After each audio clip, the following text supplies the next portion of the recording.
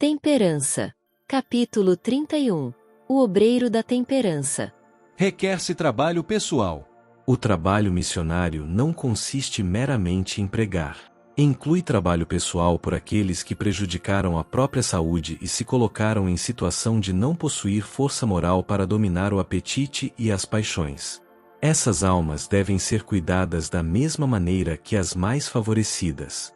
Nosso mundo está cheio de sofredores. O exemplo do domínio de si mesmo. Aqueles que se dominam a si mesmos estão aptos a trabalhar pelos fracos e errantes. Lidarão terna e pacientemente com eles. Por seu próprio exemplo, mostrarão o que é direito, e depois buscarão por os errantes onde se encontrem sob influências boas. Desde os dias de vossos pais vos desviastes dos meus estatutos, e não os guardastes. Tornai vós para mim, e eu tornarei para vós, diz o Senhor dos Exércitos. Mas vós dizeis: em que havemos de tornar? Se qualquer de vós encontrar outros que estejam em incerteza quanto ao que devem fazer, deve mostrar-lhe. Cada um deve estar empenhado na obra de salvar almas. Cada um deve estar preparado para instruir na ciência da salvação. Sede compassivos e humanos. Compreendamos como nos devemos aproximar do povo. Não há maneira melhor de fazê-lo do que ser compassivos e pôr-nos em seu lugar.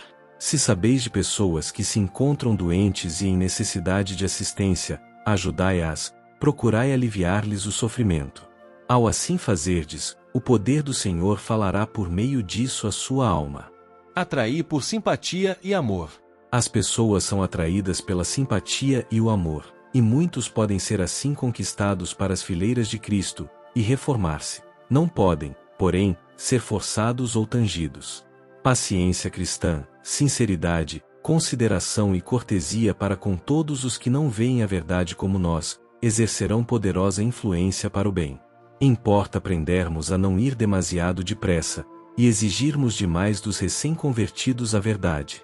Estímulo às pequeninas atenções.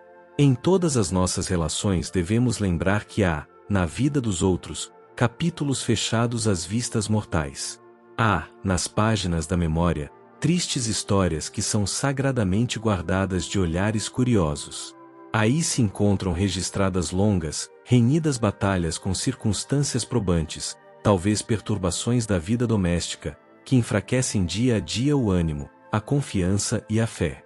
Os que estão pelejando o combate da vida em grande desvantagem de condições, podem ser fortalecidos e animados por pequeninas atenções que não custam senão um amorável esforço.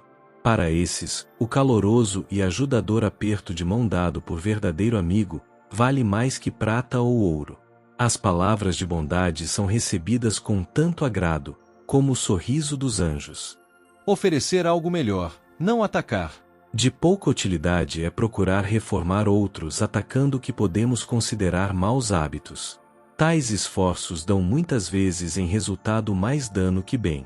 Em sua conversa com a samaritana, em lugar de desmerecer o poço de Jacó, Cristo apresentou alguma coisa melhor. Se tu conheceras o dom de Deus, disse ele, e quem é que te diz? Dá-me de beber, tu lhe pedirias, e ele te daria água viva. João 4, verso 10. Desviou a conversa para o tesouro que tinha a dar, oferecendo à mulher alguma coisa melhor do que ela possuía, a própria água viva, a alegria e a esperança do Evangelho. Isto é uma ilustração do modo por que devemos trabalhar. Temos de oferecer aos homens alguma coisa melhor do que eles possuem, a própria paz de Cristo, que excede todo o entendimento. Cumpre-nos falar-lhes da santa lei de Deus, a transcrição de seu caráter, e uma expressão daquilo que ele quer que se tornem. Mostrai-lhes quão infinitamente superior às fugazes alegrias e prazeres do mundo é a imperecível glória celeste. Falai-lhes da liberdade e do repouso que se encontram no Salvador. Aquele que beber da água que eu lhe der, nunca terá sede. Verso 14, declarou ele. Exaltai a Jesus, clamando: Eis o Cordeiro de Deus, que tira o pecado do mundo. João 1, verso 29. Unicamente ele pode satisfazer o anseio do coração e dar paz à alma. Abnegados, bondosos, corteses. De todos os povos da terra, deviam ser os reformadores os mais abnegados, os mais bondosos, os mais corteses. Dever-se-ia ver em seus atos a verdadeira bondade dos atos desinteressados. O obreiro que manifesta falta de cortesia, que mostra impaciência ante a ignorância dos outros ou por se acharem extraviados, que fala bruscamente ou procede sem reflexão, pode cerrar a porta de corações por tal maneira que nunca mais lhe seja dado conquistá-los.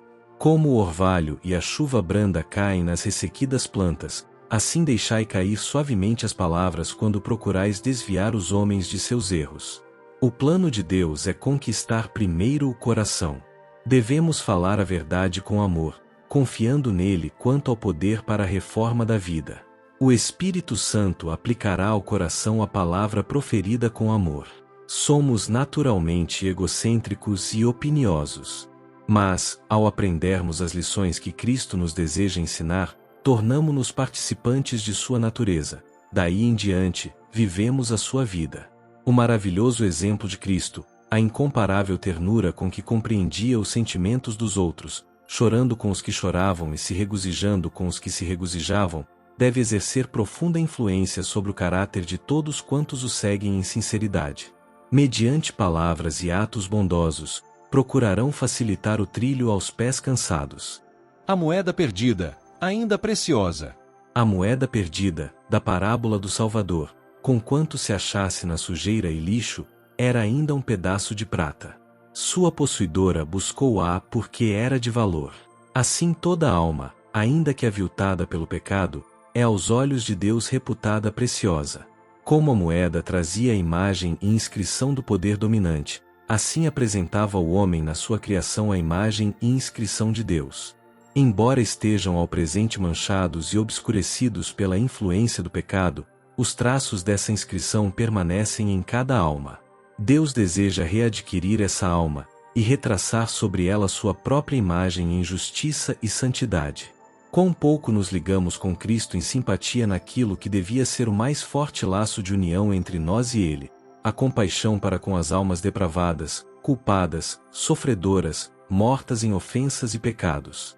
A desumanidade do homem para com o homem, eis nosso maior pecado. Muitos pensam que estão representando a justiça de Deus, ao passo que deixam inteiramente de lhe representar a ternura e o grande amor. Muitas vezes aqueles a quem eles abordam com severidade e desabrimento, se acham sob o jugo da tentação.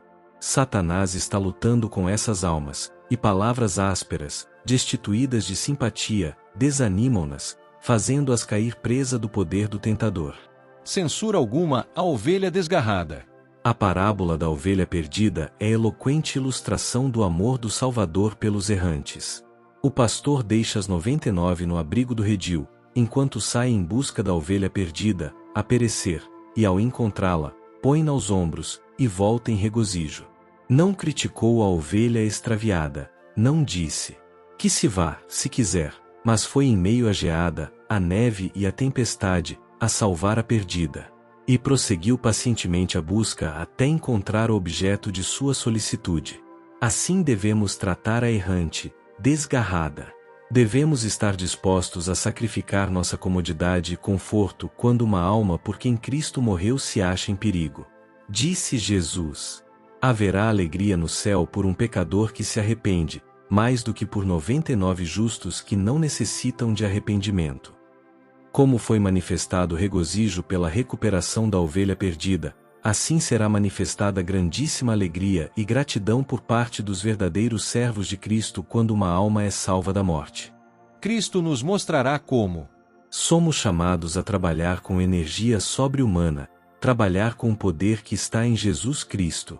Aquele que desceu a tomar a natureza humana é aquele que nos mostrará como dirigir a batalha. Cristo deixou sua obra em nossas mãos, e devemos lutar com Deus, suplicando dia e noite pelo poder invisível. É apegando-nos a Deus mediante Jesus Cristo que se obtém a vitória. A gratidão dos salvos.